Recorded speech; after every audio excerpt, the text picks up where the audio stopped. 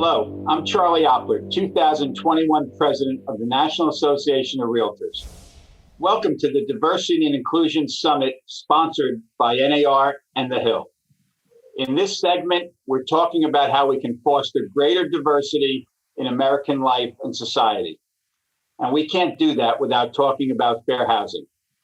I'm joined by Bryan Greene, NAR's Director of Fair Housing Policy. Hello, Bryan. Hi, Charlie. Thanks for joining me today. Thanks. We're talking about the fight for fair housing, where our country has been, where we're going, and where we are today. Understanding the history of discrimination in this country means we must understand the history of housing discrimination. America hasn't always lived up to its ideals, but many may not realize just how far-reaching this systemic housing discrimination was, particularly for African Americans. Bryan, can you speak to that a little bit? Sure. Well, segregation in our country didn't happen by accident, and it wasn't imposed on us from without. The government didn't just impose it on society. This reflected practices, and unfortunately, realtors were engaged in discriminatory practices. Realtors were engaged in the creation of racial covenants. And the government ended up codifying many of these practices like redlining. And then, of course, we all know blockbusting harmed communities. And so it's a tough history. The realtors excluded members based on race and sex. We opposed the passage of the Fair Housing Act, but we have turned the corner. And now the realtors have emerged as leaders on these important issues. So now we are talking about expanding the Fair Housing Act in ways we could not have imagined perhaps several decades ago. Bryan, some people may think, didn't the passage of the Fair Housing Act actually solve these problems? Well, unfortunately not. And unfortunately, this early history I described is a legacy that we still live with. Our neighborhoods are still very segregated, and you can see in our neighborhoods the imprints of redlining from 80 years ago. And of course, we know that many of these discriminatory practices denied the opportunities for families to pass on wealth. And that's reflected in the homeownership gap that we see today, where we still have a 30 percentage point gap between African Americans and white Americans. We see that white Americans own 10 times the wealth of African Americans. So these issues are serious, and they have broader impacts on society than just housing. It means that we have health disparities, employment disparities, educational disparities. So unfortunately, all of this is the legacy of the past. And at the very least, we know that discrimination still occurs, and we have to address it if we want to deal with these issues. Thank you, Bryan. You know, it was important to me that NAR hosts this forum. Because of our past mistakes, the real estate industry has a special role to play in this fight for fair housing.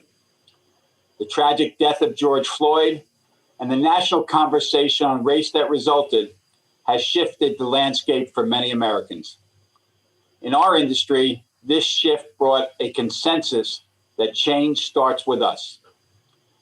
We must remember this history if we hope to repair today's racially divided communities and build a better future. Let me be clear. What realtors did was an outrage to our morals and our ideals. It was a betrayal of our commitment to fairness and equality. I'm here today as the president of the National Association of Realtors to say we were wrong. But we can't go back and fix our mistakes of the past. But we can look this problem squarely in the eye. And we can finally say on behalf of our industry that what realtors did was shameful and that we're sorry.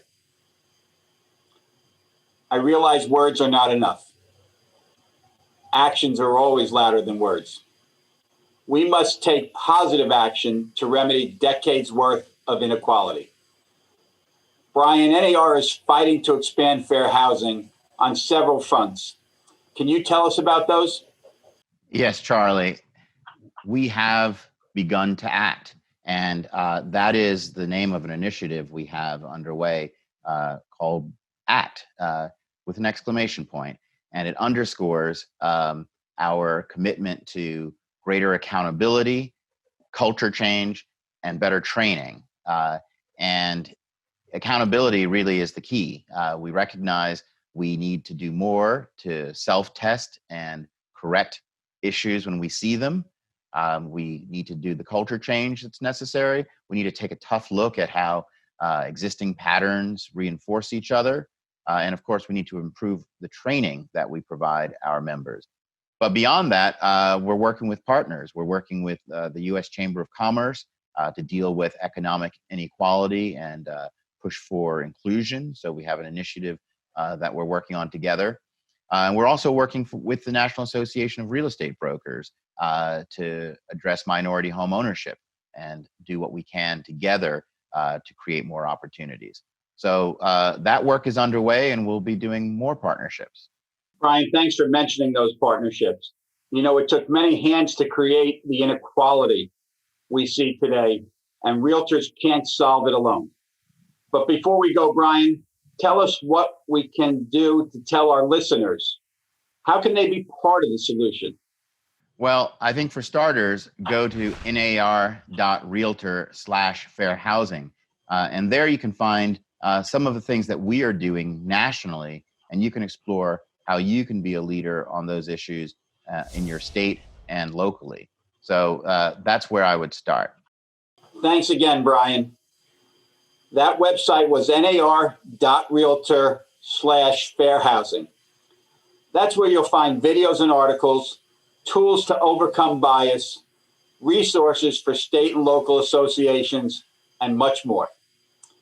As leaders in our communities, realtors must be active participants in promoting equality, inclusion, and acceptance. It's the right thing to do, and it's long overdue. Well, that's our time. Please stay tuned as we wrap up the summit with some final thoughts and takeaways for you.